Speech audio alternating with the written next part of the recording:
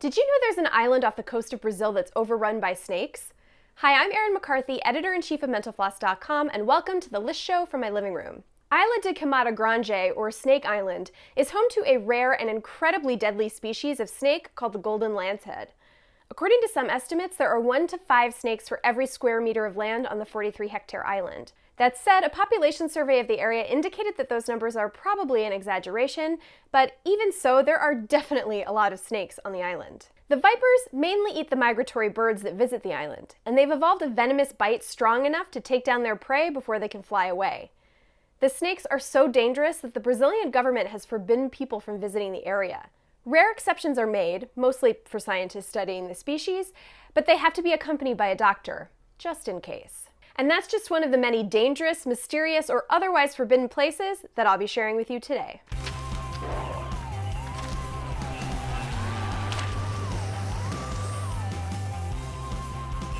Though not many people are eager to go to Snake Island, you may be sad to hear that you can't visit Lascaux Cave in France.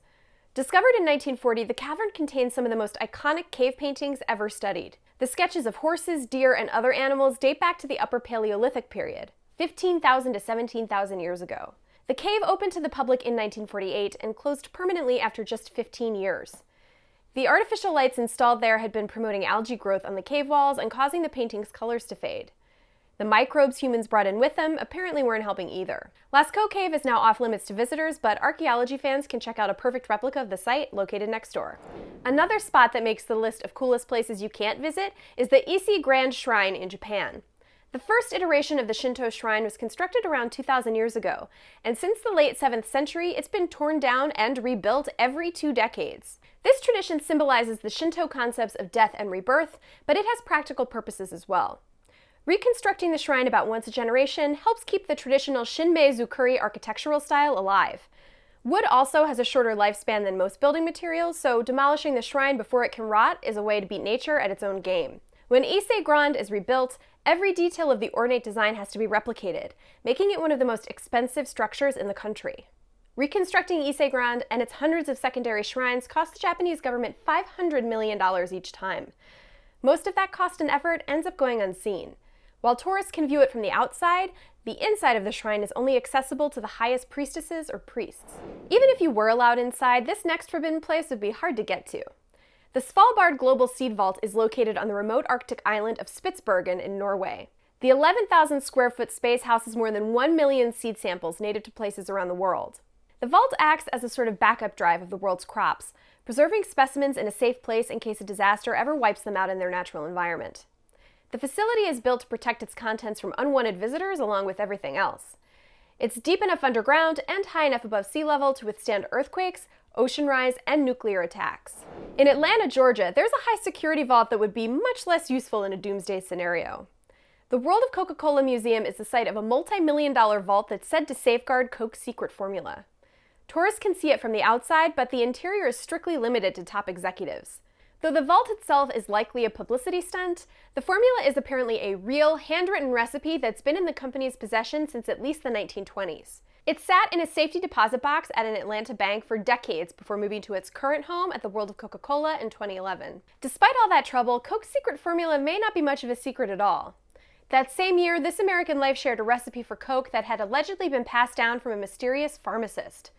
Coca-Cola, of course, denies that this formula is the same one they have locked away. Millions of people visit the Vatican in Rome each year, but there's at least one area in the tiny sovereign state that's strictly off-limits. Established in 1612, the Vatican Apostolic Archive, formerly the Vatican Secret Archives, which sounds way cooler, contains the personal documents of all the popes. The archives were completely classified until 1881, when Pope Leo XIII gave Catholic scholars special access to the materials. Today, the collection remains closed to everyone but certain accredited scholars. Researchers who are allowed inside can request up to 5 files a day, but they have to know exactly what they want because browsing is forbidden. Who knows what we'd find out if they let Tom Hanks run loose in there for a few hours. One of the world's most famous forbidden places has only been forbidden for less than a year. In October 2019, Uluru, or the Australian landmark formerly known as Ayers Rock, closed to the public. Climbers had been trekking to the outback for decades just to scale the iconic rock formation. But long before it was a tourist attraction, Uluru was a sacred place to local indigenous groups. Following petitions from the Anangu people, the board of the Uluru Karachutar National Park finally announced plans in 2017 to ban hikers from the site for good. To be clear, you can still visit the area, it's just climbing the rock that's forbidden. In case that isn't enough to keep people away, there are also rumors of a curse that targets disrespectful visitors. Visitors who have collected rocks from Uluru have reported streaks of bad luck, and enough of the cursed keepsakes have been mailed back to park rangers to earn them the nickname Sorry Rocks. A lot of forbidden places on this list are ancient, but this next one has only been around for a few decades. In the 1960s, an undersea volcanic eruption created a brand new island off the coast of Iceland. It's not every day that scientists get to study an island from the moment it's born, so they decided to make the most of the opportunity. The island, named Surtsey, has become a case study for how ecosystems develop without any interference from humans, other than the ideally non-interventionist scientists who study the island, that is. Some of the life forms that have found their way to Surtsey include molds, fungi, at least 89 bird species, and supposedly one plucky tomato plant. In 1969, an Icelandic scientist was asked to make a trip to Surtsey to identify a mysterious plant. He arrived and recognized it as a tomato. The scientist, August Bjarnason, looked into the situation a bit further. As he later recalled, quote, "Someone had done their business, and this beautiful tomato plant had grown out of the feces." Fun fact we learned in the course of looking into this story. In Iceland, a euphemism for going number 2, which Bjarnason used in relating his tale, can be roughly translated as playing chess with the Pope. Do with that what you will. Some islands are off limits for the public's own good. Heard Island in Antarctica is an Australian territory, and it's one of the more dangerous places on Earth. A 9,000-foot tall volcano on the island named Mawson Peak has been active since at least 2000, and wind speeds there average around 20 miles per hour. While you could apply for a permit to visit the island, getting there wouldn't be easy. Heard Island is at least a 2-week journey by boat from Australia. Thankfully, no one was around when Mawson Peak became active, but that wasn't the case on the Caribbean island of Montserrat in the 1990s.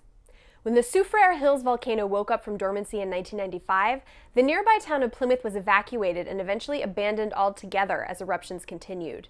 Ash consumed the town, turning it into a modern-day Pompeii. While the volcano is not as destructive as it was a few decades ago, there's a chance it could erupt again, which means more than half of the island is still a designated exclusion zone.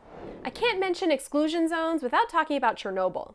Following the meltdown at the Chernobyl nuclear power plant in Ukraine in 1986, an 18-mile radius exclusion zone was established around the site. Though it's still against the law to live there, you can take a day trip with a licensed guide. Most of the exclusion zone is now open to tourists, including the infamous Reactor 4 control room where the disaster took place. You'll need a hazmat suit to enter the control room, but you can get away with long-sleeved clothing outside the power plant. Area 51 is famously off-limits to the public.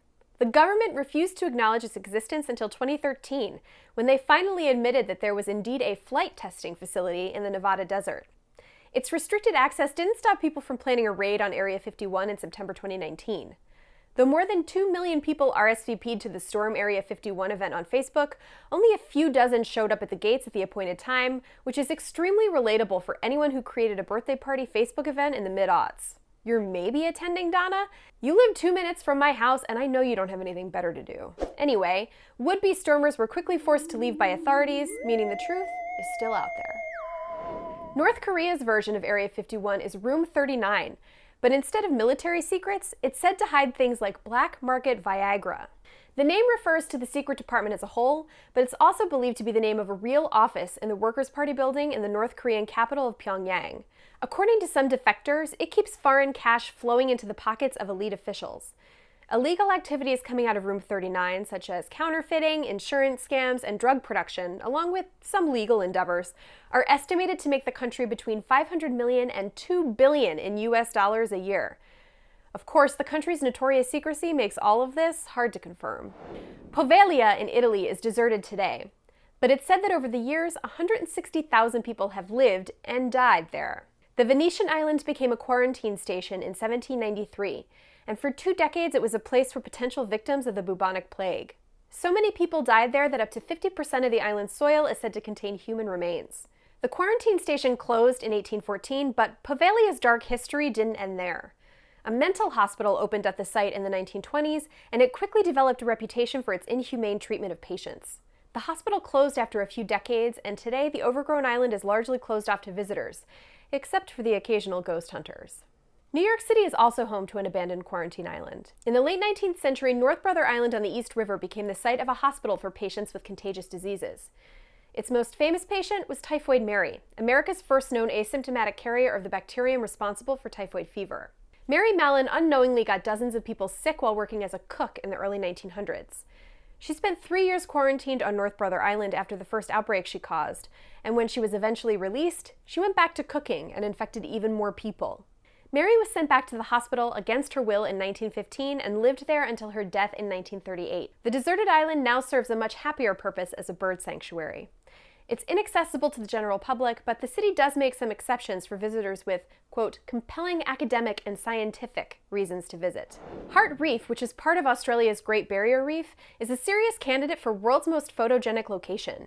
As the name suggests, the reef is shaped like a heart, and it's been the subject of countless Instagram posts and tourism campaigns.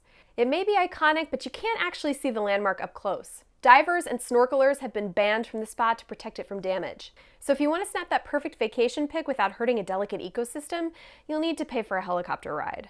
Maya Bay in Thailand was also shut down to protect its environment from visitors, but the closure is only temporary. Following the release of the Leonardo DiCaprio movie The Beach in 2000, Maya Bay exploded into a massive tourist destination. The beach was attracting millions of people a year at its peak, which wiped out a lot of the coral native to the area. Thailand made the decision to close Maya Beach in June 2018 to give the ecosystem a chance to recover. The plan is to reopen the beach with tighter restrictions at some point, but as of now, it remains a forbidden destination. And finally, Ethiopia claims that it's home to the Ark of the Covenant. It's kept in a church in the city of Aksum that's so closely guarded, even Indiana Jones would have trouble getting in. According to legend, the monks who guard the treasure have been trained to kill with their bare hands. By some accounts, only the monk who is designated as guardian is able to see the Ark, and after assuming his role, he isn't allowed to leave the church grounds for the remainder of his life. The secrecy and potential myth-making means that archaeologists haven't been able to confirm the Ark's legitimacy. A British historian who claimed to have seen it during World War II said that it's actually a medieval-era replica. Our next episode is all about facts related to conspiracy theories. What could go wrong, right? In all seriousness, we want to discuss objectively verifiable information about the phenomenon of the conspiracy theory. How do they start? Why do they spread? And which ones have turned out to be true? If you have a rational, evidence-based fact to share, preferably one that avoids the words lizard people, let us know in the comments. Remember to subscribe, hit the little bell, and come back to Mental Floss on YouTube every Wednesday for new videos. We'll see you then.